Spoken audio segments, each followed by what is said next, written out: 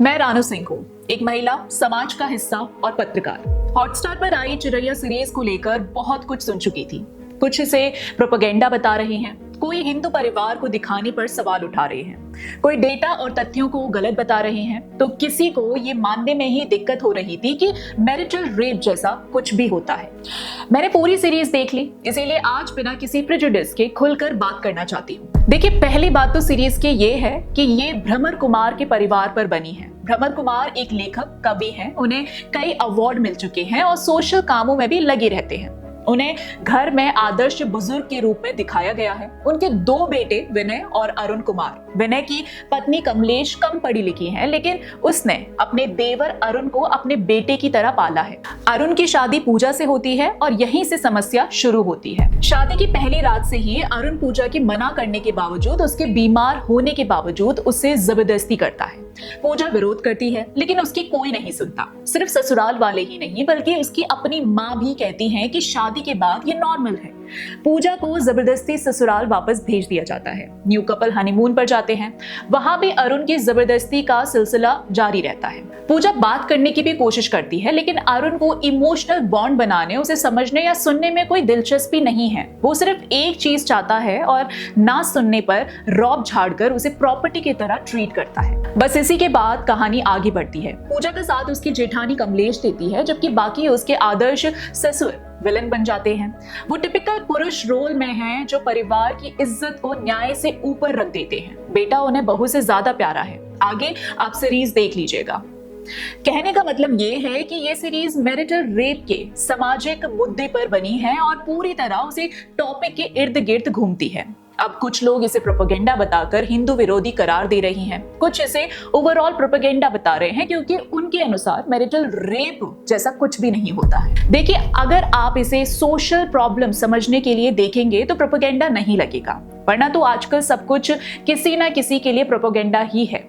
हमारे देश में मैरिटल रेप के खिलाफ कोई अलग कानून नहीं है, लेकिन कानून और सरकार इसे क्रूअल्टी बाय हस्बैंड और रिलेटिव्स के रूप में देखती है। जितने केस रिपोर्ट होते हैं, उनमें से करीब 31.4% क्रूअल्टी बाय हस्बैंड और रिलेटिव्स में आते हैं। अब आप इसमें मैरिटल रेप को भी शामिल समझ सकते हैं। दोस्तों, मैरिटल रेप की परिभाषा सिर्फ इतनी है कि शादी के बाद दोनों साथियों में से किसी एक की रजामंदी के बिना संबंध बनाना।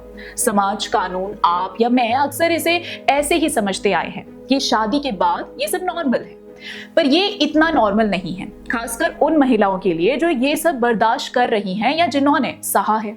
तो एक सोशल प्रॉब्लम को समझा जा सकता है। जैसे सीरीज में अरुण बिना पूजा को समझे, उसकी बात सुने, उसके साथ जबरदस्ती करता है। वो उसे मना नहीं कर रही थी, बस समय मांग रही थी, क्योंकि वो बीमार थी, डरी हुई थी। वो कम्युनिकेट करना चाहती थी, पर वो उसकी बात नहीं सुनता। क्या ये सही है? पर सभी पति ऐसे नहीं होते हैं, और सीरीज में भी यही दिखाया गया है। अरुण का बड़ा भाई विनय समझदार है, अपनी पत्नी का सम्मान करता है और उनका सुखी परिवार है। सबसे अच्छी बात यह है कि फिल्म एक संपन्न परिवार को दिखाती है, जिसमें पढ़े लिखे और कम पढ़े लिखे दोनों लोग हैं। वो इस समस्या को कैसे देखते हैं, इससे समझ आता है कि मैरिटल रेप इतना कॉम्प्लेक्स है कि पढ़े लिखे लोगों को भी इसे समझने में दिक्कत आती है। हमारे देश में शादी एक सम्मानजनक संस्था है और जरूरी भी है। ये समाज का आधार है। यही कारण है कि सरकार या कोर्ट मैरिटल रेप जैसे कानून लाकर इसे कॉम्प्लिकेट नहीं करना चाहती, पर सीरीज शायद ये प्रोपेगेट करना चाहती है कि ये कानून बनना चाहिए। पर सीरीज ये नहीं बताती कि कैसे बनना चाहिए, क्या आधार होंगे और फेक केसेस कैसे रुकेंगे और मैरिटल रेप कैसे साबित होगा। यहीं पर ये थोड़ा प्रोपेगेंडा लगता है और अजीब भी। वैसे ये प्रॉब्लम सच है या नहीं, इसको मैंने किसी के कमरे में घुसकर नहीं देखा, पर वो तो आपने भी नहीं देखा ना। तो आपने कैसे तय कर लिया कि मैरिटल रेप नहीं होता? तो क्यों ना हम बिना किसी प्रेजुडिस के उस महिला की बात सुने जो अपनी आप बीती सुना रही है। सभी आदमी एक जैसे नहीं होते हैं, सभी शादियां ऐसी नहीं होती हैं, पर कहीं ना कहीं समाज में ऐसा अपराध हुआ है, तभी तो ये बात सामने आई है, तभी तो इस पर चर्चा हो रही है, तभी कई मामले कोर्ट में हैं। रही बात हिंदुओं के खिलाफ प्रोपेगेंडा की, तो सीरीज में हिंदू परिवार ही दिखाया गया है। बार बार चीजें समझाने और उदाहरण देने के लिए हिंदू मान्यताओं का सहारा लिया गया है। महाभारत, रामायण के उदाहरण सुनाए गए हैं। फिल्म में ये भी बोला गया है कि ये प्रॉब्लम महिलाओं के खिलाफ हर धर्म में होती है। फिर भी फिल्म में मेजरली हिंदू धर्म के सिंबल्स हैं जो कहीं ना कहीं गलत लगते हैं। जैसे फिल्म में कहा गया कि कोई धर्म महिला ने शुरू नहीं किया, ये गलत है। हिंदू धर्म की शुरुआत शक्ति से होती है, जो एक देवी है। हिंदू धर्म में महिला को पूजनीय माना गया है। महाभारत, रामायण या हिंदू राजाओं के समय ये समस्याएं नहीं देखी गई, और जब भी किसी नारी के सम्मान की बात आई तो उसके बचाने के लिए युद्ध हुए हैं। तो अगर प्रॉब्लम मॉडर्न है तो उसे समझाने का तरीका भी मॉडर्न ही होना चाहिए। ये जरूरी नहीं कि हर महिला से जुड़ी समस्या पर आप माता द्रौपदी, माता गांधारी और माँ सीता को याद करने लगे। ऐसे में सीरीज थोड़ी खींची हुई लगती है। महाभारत, रामायण के उदाहरण जबरदस्ती थोपे हुए लगते हैं, उनकी जरूरत नहीं थी। बिना किसी सदियों पुरानी बात कहे भी प्रॉब्लम की बात की जा सकती थी, पर उन्होंने हिंदू सिंबल्स चुने क्योंकि इससे किसी की जान पर खतरा नहीं आता। खैर, फिल्म के बाद आए रिएक्शंस शॉकिंग जरूर लगे। As a women I feel stunned, क्योंकि लोग मैरिटल रेप की नहीं बल्कि इसे उठाने वाली लड़कियों पर सवाल खड़े कर रहे हैं। चिरैया सीरीज के इश्यू को लेकर ऐसे भद्दे मीम्स बनाए जा रहे हैं जिन्हें बताना मुश्किल है, और कह रहे हैं कि आपको समस्या है तो शादी ही मत करो।